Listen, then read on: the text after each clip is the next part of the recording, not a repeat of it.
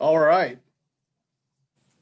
Good evening, y'all. My name is Derek Kwan, Executive Director at Your Lead Center of Kansas. It is my absolute pleasure to welcome you to this wonderful program, Facebook Live conversation about the Rock Chalk Suite and the story behind the music. I would like to give a shout out and a thanks to the Osher Lifelong Learning Institute and their director, Linda Karras, for their partnership, as well as to the Kansas Creative Arts Industries Commission and the National Endowment for the Arts.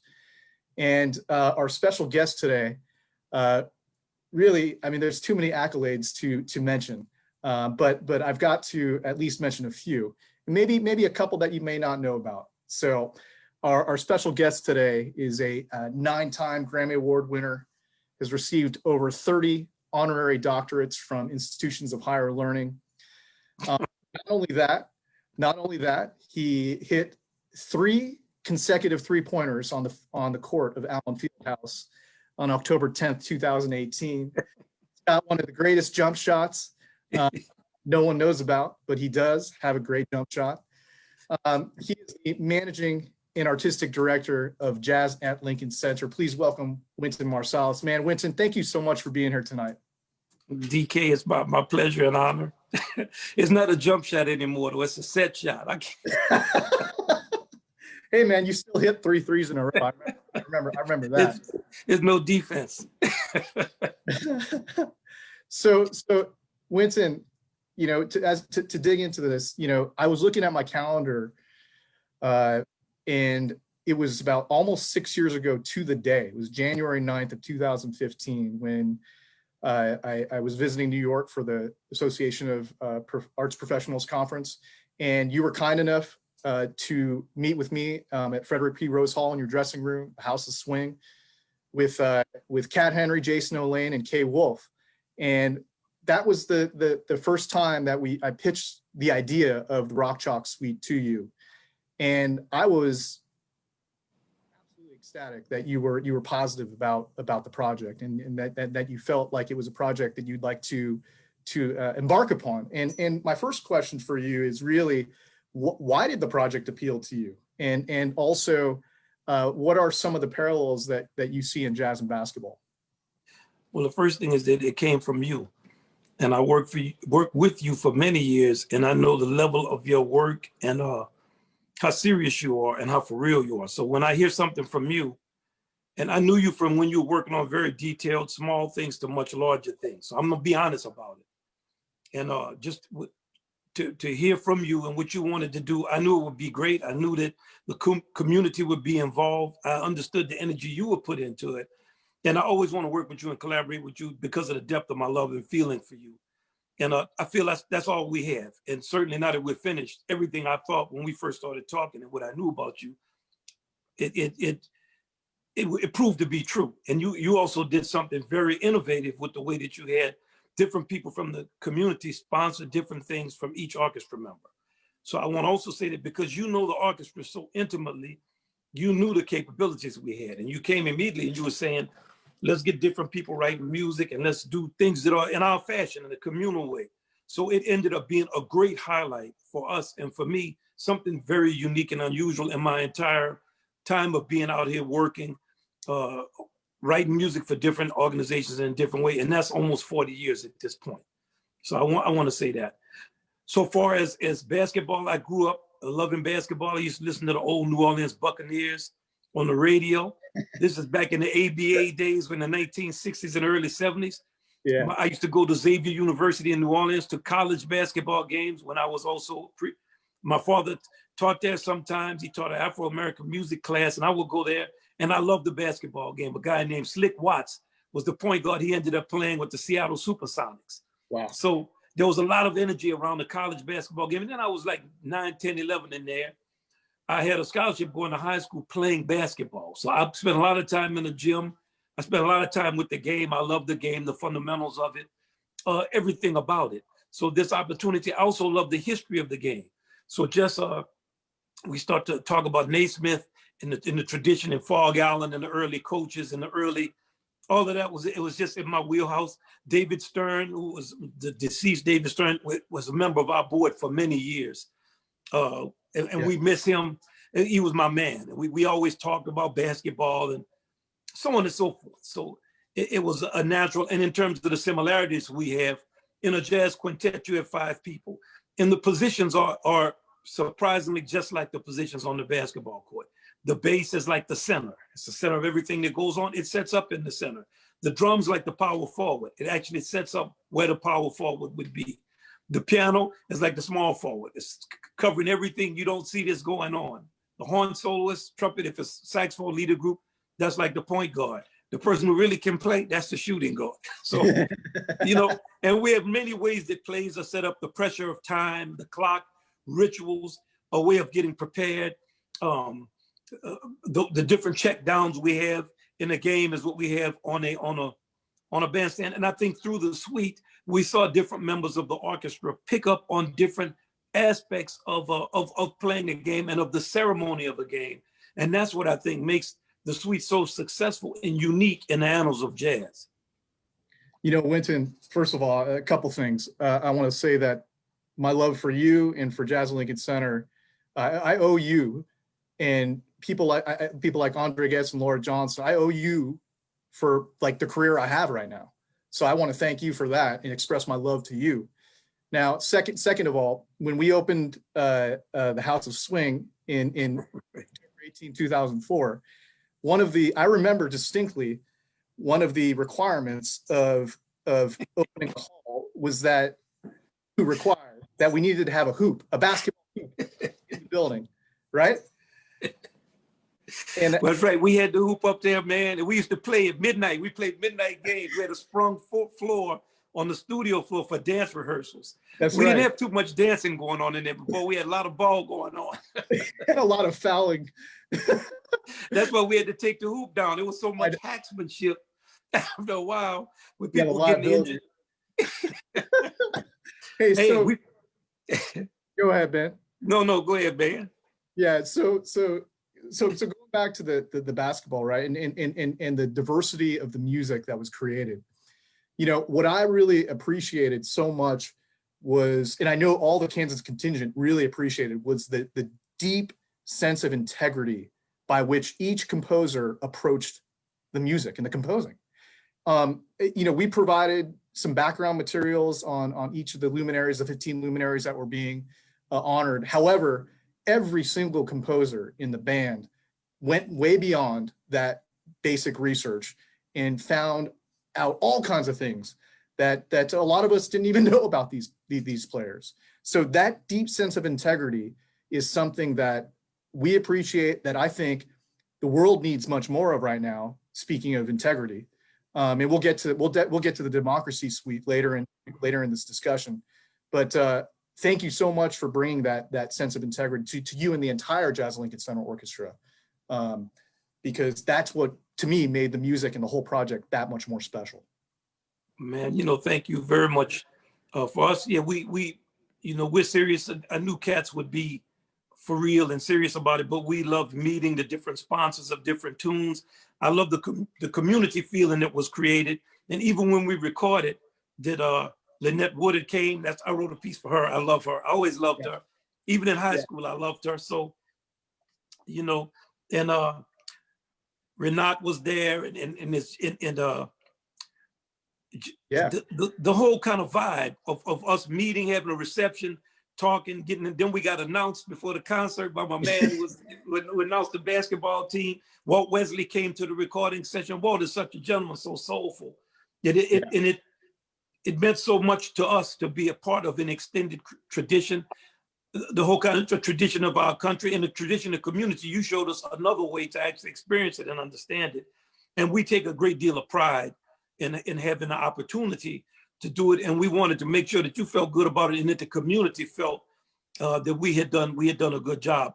And I also had the opportunity to learn a lot about Lynette. I knew about her because strangely, I followed her in high school. We said, man, there's a girl playing in high school that's going to make it into the pros. And she did end up being the first female pro basketball player playing with the Globetrotters, but she was killing people, man. And we thought she's going to, and you know, so on and so forth, all the things that have happened with the game and with what the game represents, the excellence of the game and its meaning to the University of Kansas. And the story of Wilt Chamberlain always, in terms of the pieces I wrote, it always touched me. I knew the story long before. I knew about Wilt and everything because I did a lot of work with kids in Philly. And I knew a guy that had played ball with Wilt in Philadelphia in the 1950s. And he was always talking about Wilt and what happened. And I had a sense of that history. So Wynton, speaking of Lynette and Wilt, let's, if it's okay, dig a little bit into your approach to those two movements. The movement you wrote for Lynette is you titled it "The First Lady, Lyrical Lynette." Yeah, just because Lynette's game was always so beautiful, you know, her way of passing, shooting, her understanding. So I made it be kind of difficult. It's in 5. It's complicated. Yeah. She was always able to kind of grasp complications of the game. And she had a very well-rounded game. She wasn't one-dimensional. She had many dimensions. So I wanted to give the piece a lilt, but I didn't want it to be cliched. So I wanted to give it a lilt and a bite. And to have all of the things, the type of competitor that Lynette was and is. So, and you know, of course, all of her records and the things she did, I mean, they stand for all time. It's easy to research them and see what they are, but also her personality. I think she's so deeply soulful. I also wanted to have a lot of soul and feeling in it, and have something of the type of humility she also has as a person. Definitely, yeah. And she was just mesmerized observing the recording and rehearsal process. She loved the process, just to really try and figure out those nuances about how you guys rehearse, how you communicate it with each other, and how she can apply that to coaching a basketball team, her basketball team at Winthrop. Right. So let's move on to "I Cry Before My Country, I Leap Across Its Seas" in honor of Wilt Chamberlain. You know, Wilt was always known to be a remote guy, and you know, if you're my age, you knew that he was a Republican, and he was associated with Nixon. So you know, for a kid at that time, 73, 72, 74. Right after the civil rights movement, we were politically conscious, but we knew he was a giant, and we knew he was kind of difficult. Not difficult, but we just knew Wilt had a kind of deeper story. We knew about his athleticism. Of course, we knew, a lot of us who follow basketball knew Wilt had scored 100 points in a game. And we knew that Wilt had averaged 50.4 points a game for an entire season. So you think, we didn't even talk about all the rebounds he had, but we also knew that there was some kind of story around Kansas that he hadn't won a championship. We didn't necessarily know in detail. And for me, when I was in my early 20s, I got to meet Kareem and knew him really well. He was always talking about Wilt, and Bill Russell too, talk about Wilt. I always loved Bill Russell, was a big Jazz fan. Kareem is a big Jazz fan. Oh yeah. And you know, then I remember the tape, the footage when it happened of Wilt coming back to Kansas and him crying. Right, and it was so out of character for Wilt. Then, and this is something I witnessed in real time, and everything that attended that. And that's why I said I cry before my country, because it always stayed with me, that something, and I thought, man, this has stayed with this guy for that long. Like that he felt he let the University of Kansas down. It was a big racial thing, black and white guy coming from the city, rural, a country city thing. There's so many kind of rubs in American culture that were represented in Wilt Chamberlain in the 1950s. And to see that type of reconciliation and the way that he wanted to be accepted by the institution. I mean, everything about it. And when it's called "I Leap Across Its Seas," it was a reference to his mythical leaping ability, his vertical of like 48 inches or something unbelievable for a giant, but also the fact that he was coming from Philly to Kansas. Then he played in Los Angeles, he played in Philadelphia, him bringing things, just his, for him to be able to gulf all the different divides. Right. So we have in our country, in the symbolism of Wilt's game. I love it. And you know, that's what I love about each of the movements has a backstory like that. And what I really appreciated also was some of the guys in the band who have not necessarily had a prolific composing career like you. Someone like a Dan Nimmer or Paul Nedzella, those guys stepped out of their comfort zone and were incredible job with their movements. And you know, Dan wrote in honor of Charlie B. Black, CB's theme, and Carlos arranged it because Carlos has that skill set. Paul Netzella, you know, wrote Third Quarter in honor of Nick Collison, and Chris Crenshaw, the amazing Chris Crenshaw arranged that. So I love just being able to see each of the guys shine in a really, really special way. That was just great. So I think that's one of the special features of our orchestra. yes. In this time, we have so many arrangers and composers, and no one person, it's not about one person. All of us work together as a team, and everybody brought out a different thing. Like with Paul's Third Quarter for Nick, he put it in 3, and Yeah. he had us, because when Nick would be playing, he would take charges. So it's always something for he has a falling theme, and Exactly. it's a very lyrical melody that he wrote. I liked it. Victor wrote the shot for Mario Chalmers. Everybody remembers that iconic moment. And he also introduced the sound of the whistle and the countdown, and we played the fight song for the end. Yeah, and made man, it be like put a New Orleans groove on it and made it be like a festive community. Ted's that he did for Fog Allen featured us making the sound like a foghorn and like a whistle, and we had squeaking of basketball shoes in his. I thought I loved what Sherman wrote. oh yeah, When he wrote the truth. the truth, and he had Chris sing it. You know just how soulful it was. Yeah. You know, he'll put a 3 in your eye, all the different things. I love Marcus's JoJo's Mojo. Oh yeah. He gave us a good boogaloo. You know, the kind of feeling. You know, I love Kenny Rampton did one. It wasn't as arranged as the rest of them. He featured a lot of improvisation, and it's called Passing Game. Yes. You know, for Bill Hoagland, and it featured different soloists passing their themes to another soloist, playing in tandem. So you know, there's a lot of inventiveness, and the whole. And Victor also wrote Defense Up. That was hard to play, man. Yeah, it was fast as a breakneck speed, right? Oh man, I spent more time practicing that part because I didn't want them messing with me. And Elliot's movement. Man, don't talk about that one. Difficult movement, man. And you know what? You going through that was beautiful because it reminded me of something that struck me, especially during the recording session, is the fact that Ryan Kaiser had to play lead trumpet on all 15 of those movements, where all 15 of those movements were just a beast of a movement for the lead trumpet, right? Right.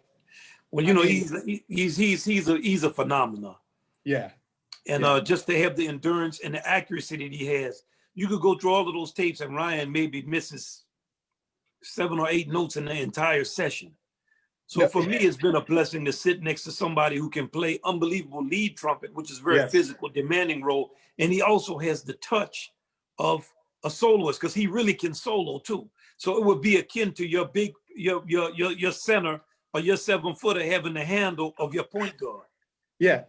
Yeah. And I remember during the recording session too, it was his birthday. And, you know, a cake was presented and the whole band was playing happy birthday to him. And then he decided he of course took a solo over Happy Birthday over the changes. And then he decided to end it by like playing a screechingly high in the stratosphere. And I remember you looking at him like, man, we've got more movements to record. save your chops, man. Yeah, exactly. Yeah. So now coming back to you know, the whole communal aspect of everything during the residency, you know, something that was really important for us to emphasize is that the net proceeds of the sponsorships went into an endowed fund to make it possible for every single middle schooler and high schooler in Lawrence Public Schools to experience the performing arts, an age-specific performance on an annual basis in perpetuity. And when you came, the band did 2 Jazz for Young People, Who is Thelonious Monk, right?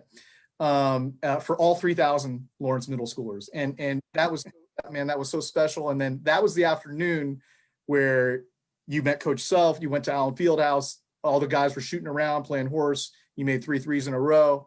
And then that missed the rest though. What's that? I said, I missed the rest. I made those 3 trees, then I missed the next 20. But then that night was the night where we had the dinner with all the luminaries and the sponsors, and that whole feeling of community, and the seriousness of intent was really felt by all of the Kansans. They were blown away by how seriously everyone took the project and how knowledgeable everyone was. So then, as you mentioned, the voice of the Jayhawks, Brian Haney, introduced each member of the band as if they were being introduced at Allen Fieldhouse, and that was a trip. That was I like those heights he was giving us. Yeah, well, we made sure to add about 4 inches to every. Yeah, so, we'll never forget that. We love that. And then you know this as well as anybody. You don't know how a new work is going to really sound until it actually premieres, right? Yeah. And I remember right after the concert, went to check in with you, and we were like, man, we'd love to get this recorded. Let's figure out a way to get it recorded. And from that point, that was October 11, 2018 to April 11th of 2019, when the recording session occurred. We worked in earnest with the entire team, with Gabby Armand and her team to figure out a way to make it happen. And so from April 11th to 13th, as you mentioned, a whole Kansas contingent came out to New York City to spend several days in the House of Swing. And let me tell you, man, we were blown away by the hospitality that you showed us, that Gabby and her team and the whole JLCO showed us. And I'm serious when I say that now you and the band and the Rock Chalk Suite are a part of the mythology of KU and the Lead Center. And that's no joke. And thank you for that. And then, man. Go ahead. I'm sorry. No, go ahead. I'm sorry. Yeah, and then we try and time everything to make sure, right, that the album is released the first week of the NCAA, March 20, 2020, and that's the blues, man. That's it. That's it. And then of course, as we we haven't said it, but COVID canceled the tournament, and ironically,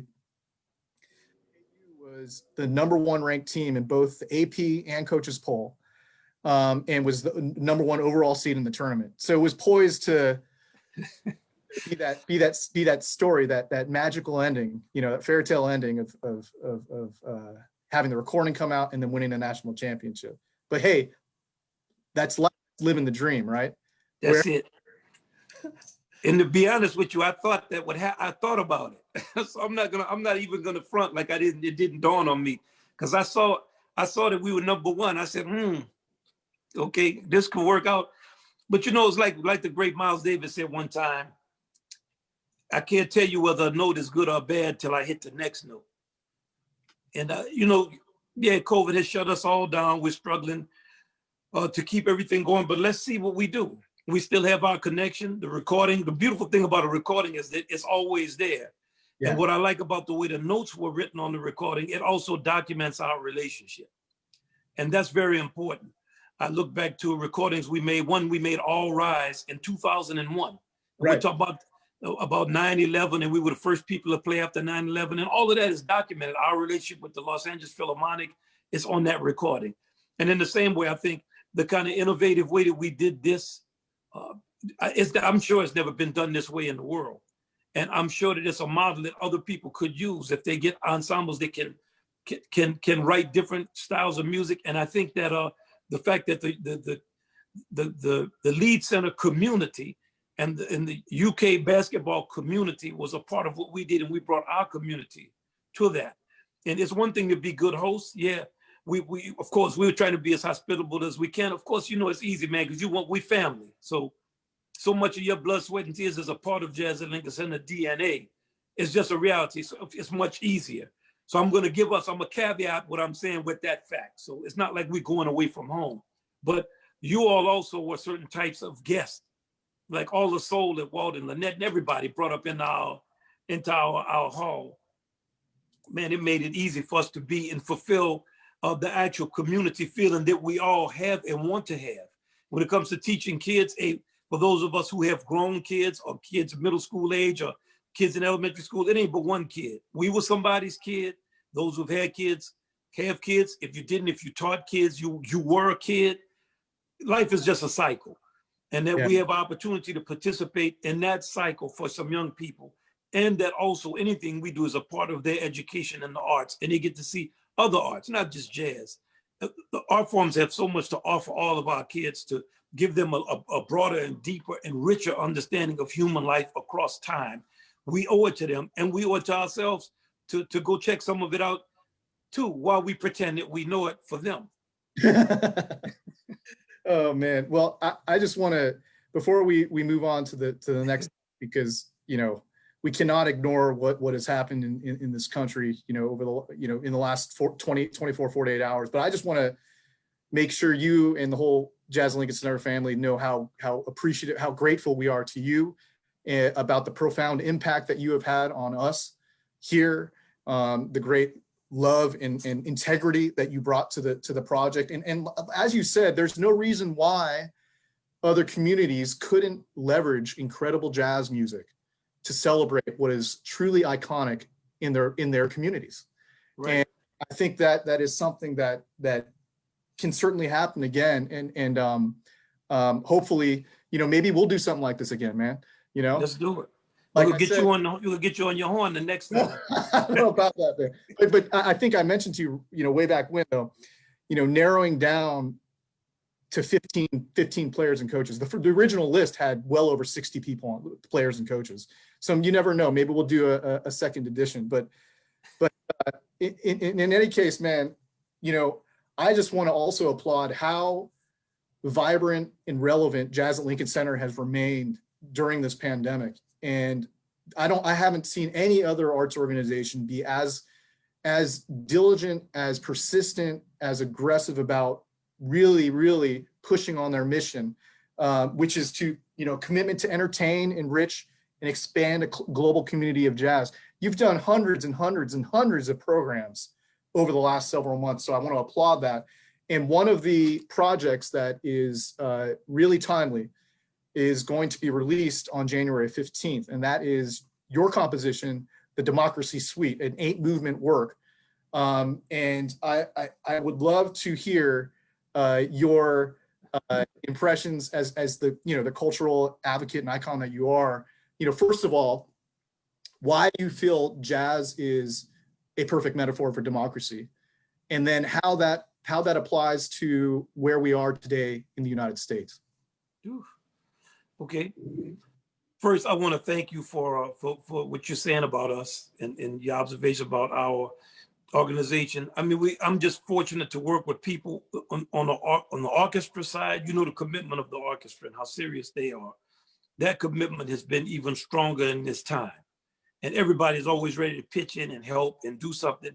And also our staff and management team. We've been on a management call every day since March 11th. We just we had to take a 2-week break just because we couldn't stand seeing each other or talking to each other. Okay, we've been talking every day, and you know, everybody has been so engaged and from their perspective, so dedicated to the mission and making sure that our organization survives and thrives, and that we do all that we can do. Even you talk about the Democracy Suite.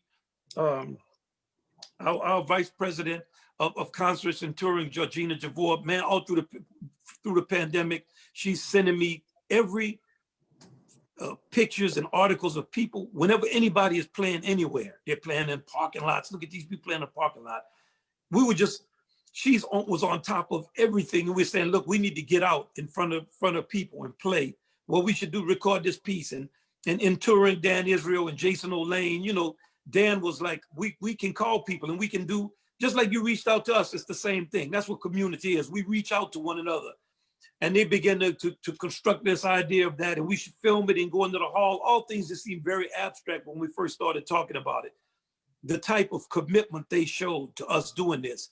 Then it's just a matter of getting the 6 or 7 orchestra members who were in New York, who could take COVID tests and do all the stuff, not high on your list of things you want to do necessarily. But we know the importance of getting out in front of people, being safe, and all of the things we had to do. We did that.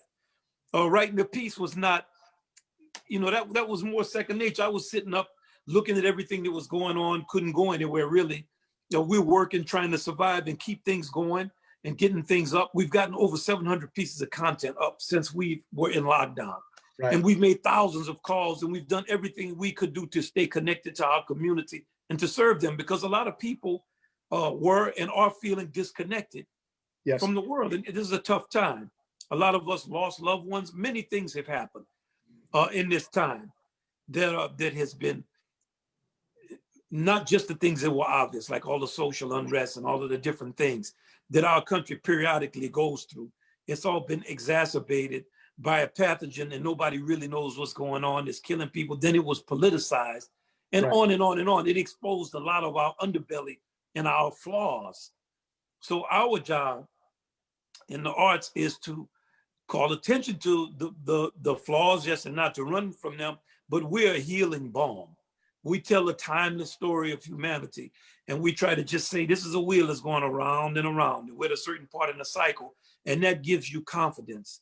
It's like if you're on a plane and you're afraid that it's going to crash, and a person gets on the microphone and they say, we're going to be landing in 20 minutes, and those who are going to Newark are going to be in gate 53. That at least the hearing gate 53 makes you think, okay, we're not going to crash because I have to make it to gate 53. So you don't know how much you can help, but little things make a big difference. And we have been committed as an organization to those things. For that, it's been a blessing for me. And when I'm asked, what did I learn in this time? I always say it's the commitment of my colleagues. Because in America, it's always easier to be at people's throats for trivia than to recognize the grandeur of what you achieve together and to thank them for all the things that they are contributing that only they can contribute. Okay, so, and that's real, and we have a long way to go. So we know that. And when we get back in the saddle, which is gonna be on Monday, we're gonna go right back to the same thing we were doing with even more intensity. But with the Democracy Suite and how jazz is related to democracy, you know, it's a definitive art form that comes from our way of life. The three fundamentals of it: improvisation, that's because we have freedom, personal freedom to create change in our country. Okay, we see it at play right now. We have swing. That means the swing forces us to find balance. That's what we're struggling with right now. Just as most jazz bands you hear are not trying to swing. They want to play one bass line and put some type of little backbeat on it and play something in an odd signature, anything but swinging. Because swing is difficult to maintain the momentum with moving parts, to have a loud instrument balanced with a soft instrument, to find other people's rhythms across a group in a mobile environment. It's not something you necessarily want to do. It's not something we are embracing as a country, but it is one of the fundamentals of our music, and we cling to that, and we say this is for real, even though our larger field does not embrace that. Sometimes in a cycle, you're called upon to be the thing with integrity. You don't want to be in that part. You want to be a part of the whole kind of populism, and you want to be loved, and you want to be followed, and you want to follow the crowd. Sometimes you can't fulfill that role, and we're not trying to do that. And then finally in jazz, we have the blues, and that's what you were talking about. And then, you know, jazz is a music that it went through a lot, you know. That music it's a music that has insight, virtuosity, grit, soul, invention, honesty, and ultimately the music has integrity. People play jazz because they wanted to play it. And there were other forms of music that was much more popular. And as you move into the history of America, musicians like Jerry Mulligan, John Lewis, Charlie Parker, Dizzy, they kept this music alive because they wanted to play that. After the advent and the rise of rock and roll, it became even more challenging to keep playing because there were more popular forms that required much less musicianship. You have to want to do it. So the sound of jazz is itself like nature. It's sweet and it's pungent. And the blues is an optimism that's not naive. And the blues is also our resilience. Like, this is a cycle. We're going to make it through this. We're going to come together and we're going to find solutions.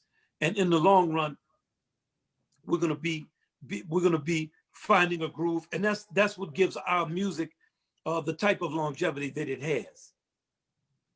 I love it, man. I love it. And I think, you know, it boils, and I've heard you say this, it boils down to the question, do we want to find a better way? That's always the question. Because if you don't want to find a better way, we're not going to find it. Like if you're right and I'm wrong, we're not finding a better way. You saw it yesterday. Yeah. Okay, but in order to see things more clearly, because you will never see them clearly, to see them more clearly, you have to always investigate your side and the side you're not on. And you have to always try to understand all the dynamics at play, because we all represent 1 out of 8 billion perspectives. And democracy requires a consistent engagement. And engagement doesn't mean I argue with you and never listen to you. I argue with you, I listen to you, you argue with me. We find things in each other's arguments that we can come together on, and we understand that there are also some objective truths.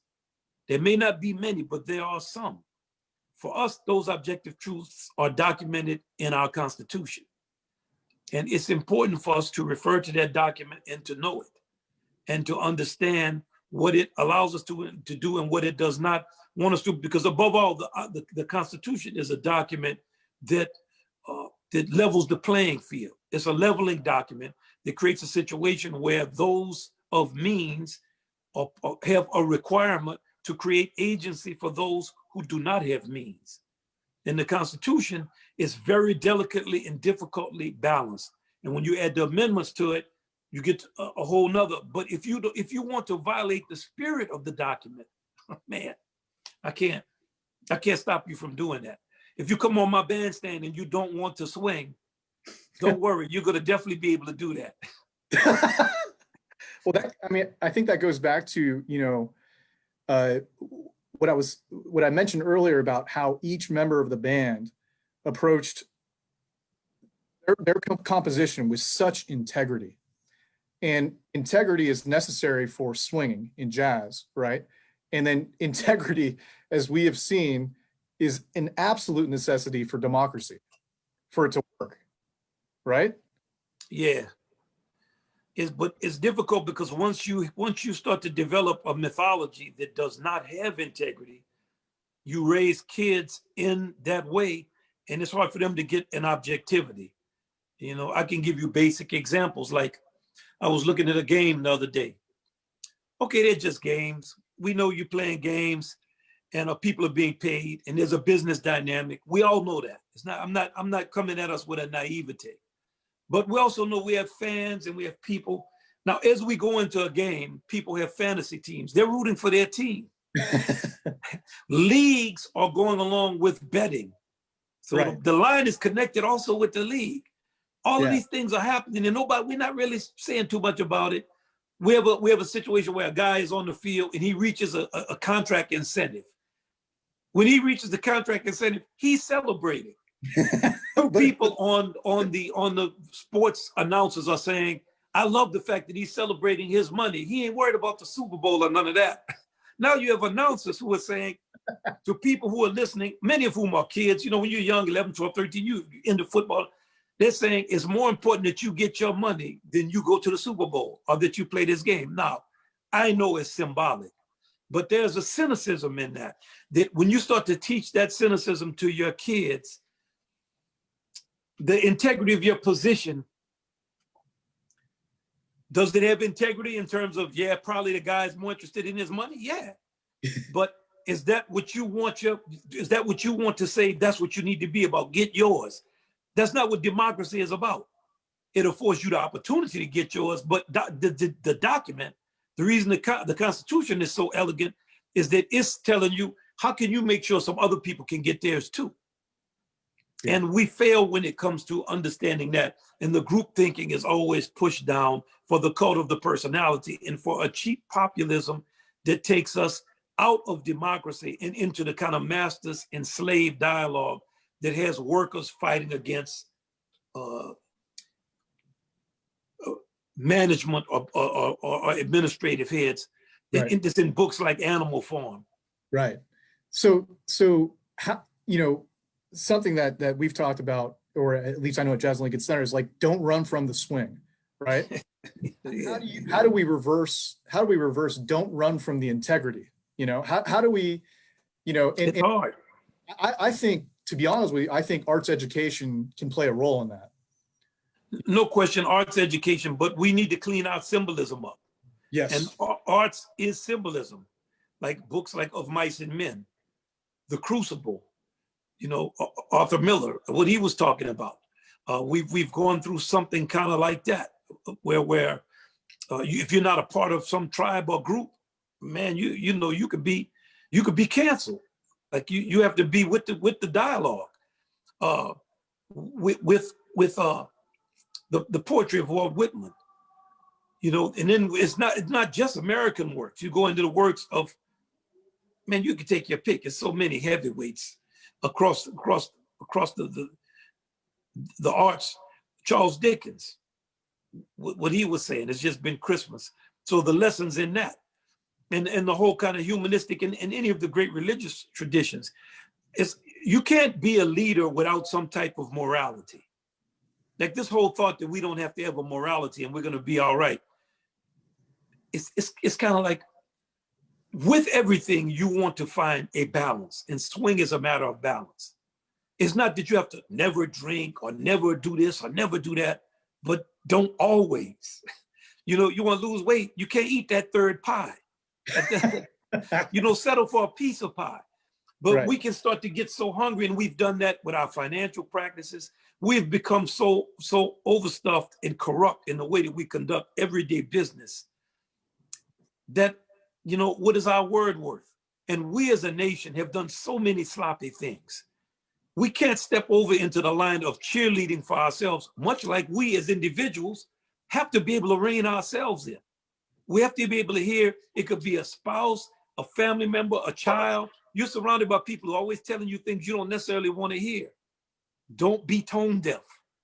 You know, we have to, and as we have to manage ourselves with integrity in a space and rein ourselves in and bring ourselves back, as we have to also participate and say uncomfortable things in Yes. balance. We're always seeking some type of balance, and that balance is never achieved. Every day we have to fight for it in many ways. It's never, I get along with my wife. Y'all get along today. The next day is something you have to deal with, and you have to be committed to the everyday of negotiating those relationships, or you can just be by yourself. And unfortunately, for those who prefer that, the United States is a country that requires engagement. It requires people different from you. It requires you to make changes. It requires you to examine your history and make other choices. It requires you to be engaged with it and to study and to know what the Constitution is about, and to accept that you're not ever going to be finished. That's just what our way of life is. Yeah. No, absolutely. And you know, going back to the thought of arts education helping to be a part of the solution, right? You know, instead of cutting arts education, if you add arts education, I personally believe, and I think we've had conversations about this, about it allows and it teaches youth to have a nuanced view of things, not just a simplistic black and white. It's a nuanced way of viewing the world, you know, and how to discern, how to contemplate. And, you know, I just think that if we had more of that right now, the integrity would increase exponentially. But you know, it's a battle that we're all fighting, right? Yeah, it's the arts is the collected wisdom of humanity expressed poetically. So take your kids to stuff, even if you don't like it. That's why I cracked the joke. I would take my kids to stuff, I'd have to pretend like I knew what it was. I would learn it first, and then I would act like, oh yeah, you know, this was written in, yeah, this is Shakespeare, and it was when this premiered, it was, you know, come up with something, act like you like it. Sit down. I don't like to go into concert halls and never see younger people. When my kids were young and I would take them and stuff, I would always tell them, look around at how few kids are part of this. Let them be bored. Let them sit there. Part of your growing up and being around adults is you have to be bored. The thought that adults are going to bend to a child's world is ridiculous. And also the thought that we're going to just let them have their own world. They need to be in our world. And we need to teach them things about being adult while we teach ourselves. So yeah, the arts teach things, and the arts make you understand that life is nuanced. These are complicated situations.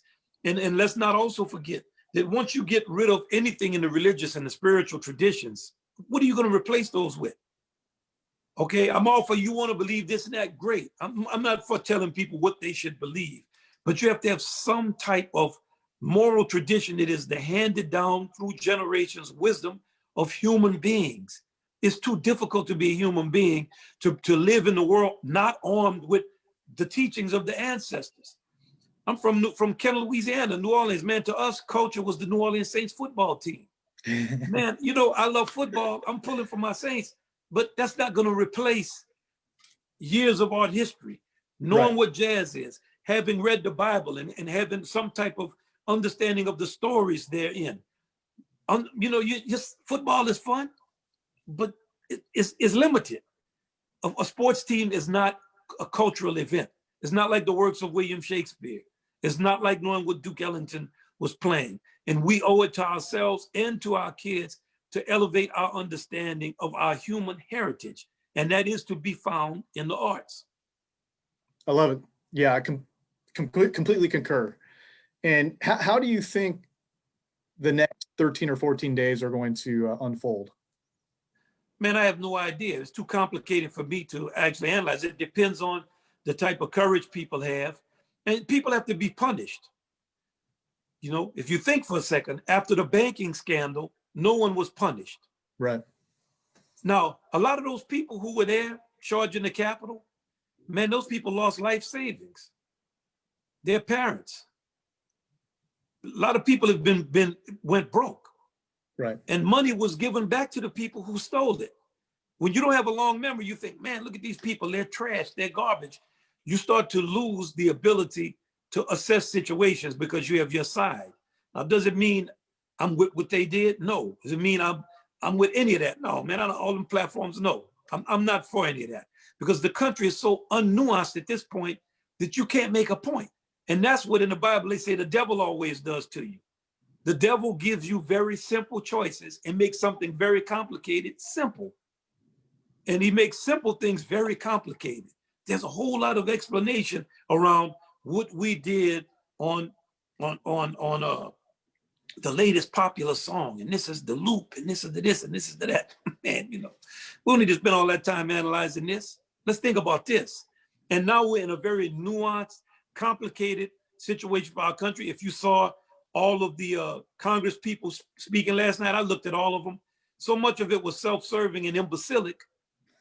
That was from both sides. Yeah. Yeah. It's self-serving. You figure you was just cowering under a chair and a desk and you didn't really know what was going on. And you got up and this is what you choosing to tell people. Man, this is unbelievable. It's like we're all on a reality TV show and they're stars. Hit me with something real, you know, to this circumstance. Don't read your prepared remarks and try to show me the little bit you understand about the Constitution and give a body who knows it supposedly a lecture and then celebrate yourself and then get to the business at hand. It's too much.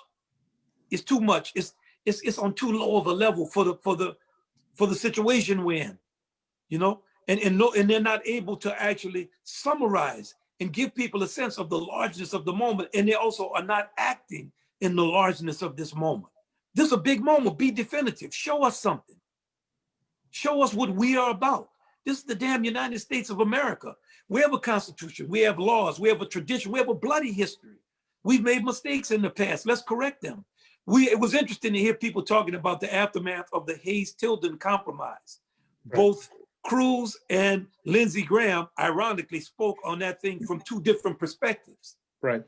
Do our kids know what that is? Have we taught our history to anybody? Hey, if we say it's such a blessing to be in this country, let's know something about it. Yeah, man.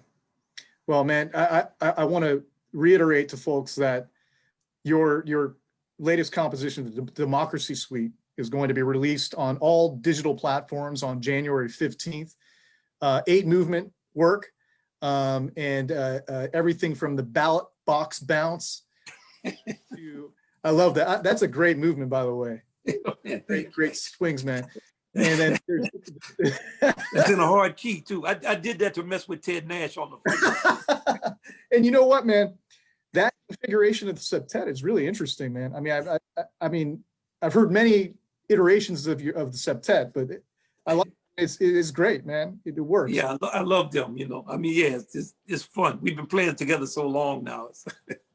So yeah, another name is Out Amongst the People for JBat, for John Batiste, right? Yeah, I talked to J-Bat tonight. Yeah, that's my man. Yeah, yeah, He's if y'all haven't checked out Soul, he wrote a lot of music and he's playing the piano on it. right. The Disney film, check him out. That's my man. He's the age of my oldest son. So Right. I knew him since he was a little kid, and I really love him. His heart is in the right place about democracy and participating and getting people out and using the music and entertainment to serve people. And is he from Kenner as well? You can't believe anybody else would be from Kenner. He's actually from a subdivision called Lincoln Manor. I remember when I was growing up, when we would play against them in ball, they had black and yellow jerseys. So I always Lincoln Manor, I always think black and yellow, Well, Wynton, we've got just a couple questions from the comments. This question is from Gina Halsey, and she was actually in the front row at the world premiere on October 11, 2018. She's wondering, will you be making a video of the concert available? Well, no, I don't think we will be, because we made an archival recording of it, but no. But I remember, speaking of which, I remember all the recording session was captured, video and audio. So, hey, maybe in the future at some point, no guarantees, but, we might be able to put together a good video, kind of documentary. That would be interesting, actually. Yeah, that'd be really fun, man. Yeah. That's not a bad idea. Let's think about that, DK. We will definitely think about that. We will confabulate on that. This next question is from Jim Otten. He's a wonderful dentist in town. And, he wants to, obviously acknowledge that the pandemic has hit your family. So we express our condolences to you, of course, for that and the hardship that it's created for everybody. And how do you feel that this whole period of the pandemic it will influence your composing for the future?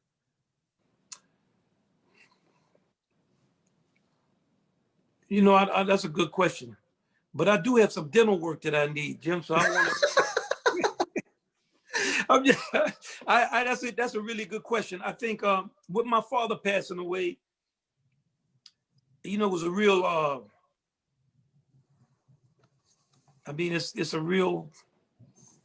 It's something, and also my good friend and mentor Stanley Crouch passed away. So for me, I lost a lot of my senior leadership, my personal senior leadership, and so much of what I did was for my father, and I always depended on him to he say whether he liked something or not. If he didn't like it, I didn't feel good about it. So I was always kind of relying on him.